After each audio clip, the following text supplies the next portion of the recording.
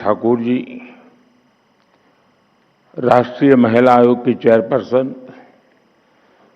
श्रीमती विजया रहाटकर जी,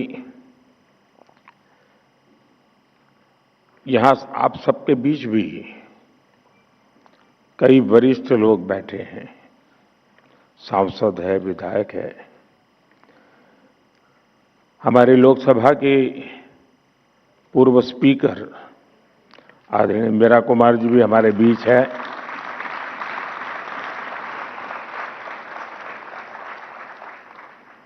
यहां उपस्थित सभी मेरी सम्मानित बहनें, इस समय देश में बैसाखी के पर्व की उमंग है। कल देश के अलग अलग हिस्सों में नववर्ष भी मनाया जाएगा। मैं आज जलियांवाला बाग नरसंहार के वीर बलिदानियों को भी श्रद्धांजलि देता हूं। साथियों, देश की विकास यात्रा के इन अहम पड़ावों के बीच भारत 21वीं सदी के सबसे बड़े निर्णयों में से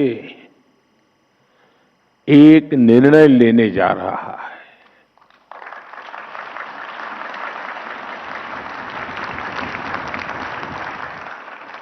मैं बहुत जिम्मेवारी के साथ कह रहा हूं कि 21वीं सदी के महत्वपूर्ण निर्णयों में से एक महत्वपूर्ण निर्णय यह है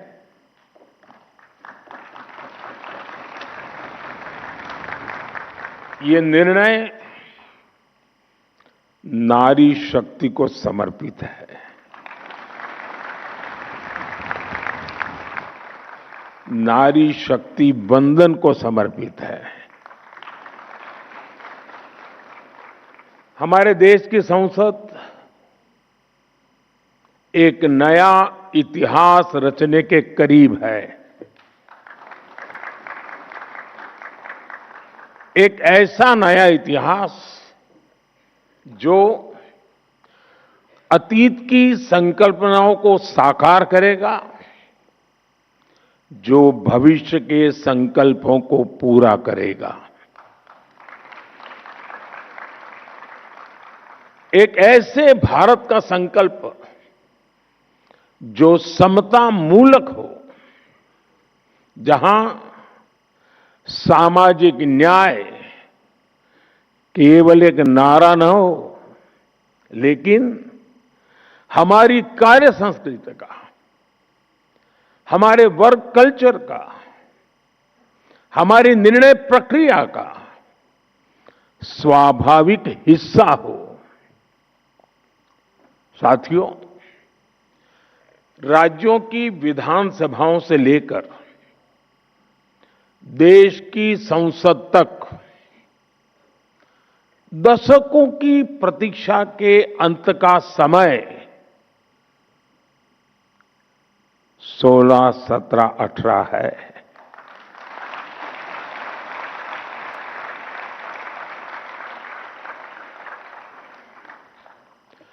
दो 2023 में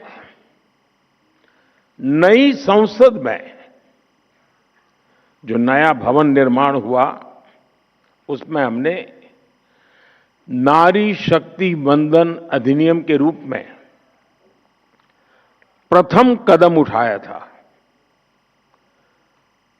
वह समय से लागू हो सके, महिलाओं की भागीदारी हमारे लोकतंत्र को मजबूती दे, इसके लिए 16 अप्रैल से संसद के बजट सत्र की विशेष बैठक का आयोजन होने जा रहा है। और उसके पहले आज नारी शक्ति वंदन का ये कार्यक्रम, मैं इसके लिए इस कार्यक्रम के जरिए हमें देश की कोटि कोटि माता बहनों का आशीर्वाद मिल रहा है और मैं इस कार्यक्रम में आपको कोई उपदेश देने नहीं आया हूं, न ही मैं आपको जगाने आया हूं। मैं आज आया हूं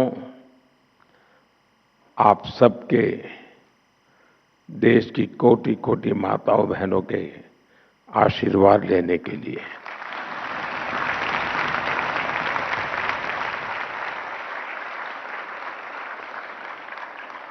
आप सभी देश के कोने कोने से आई हैं। मैं आपकी इस उपस्थिति के लिए, इस महत्वपूर्ण काम के लिए आपने जो समय निकाला है, इसके लिए आपका हृदय से अभिनंदन करता हूं। साथ ही भारत की सभी महिलाओं को एक नए युग के आगमन की बधाई भी देता हूं। साथियों, लोकतांत्रिक संरचना में महिलाओं को आरक्षण देने की जरूरत दशकों से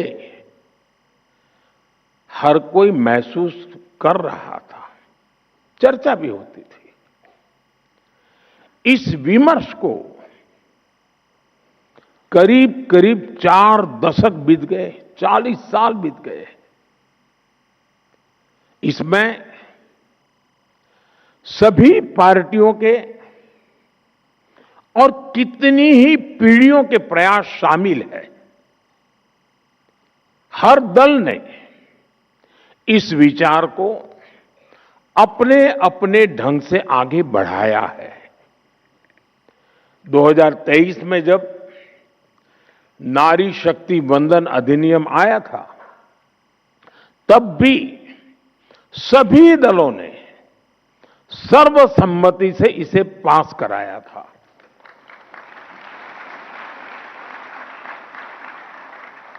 और तब एक सुर में ये बात भी उठी थी कि इसे हर हाल में 2029 तक लागू हो जाना चाहिए।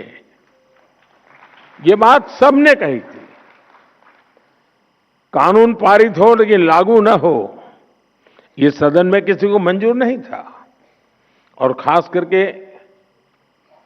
हमारे विपक्ष के सभी साथियों ने मुखर होकर के इस बात पर जोर डाला था कि 2029 में ये लागू होना चाहिए।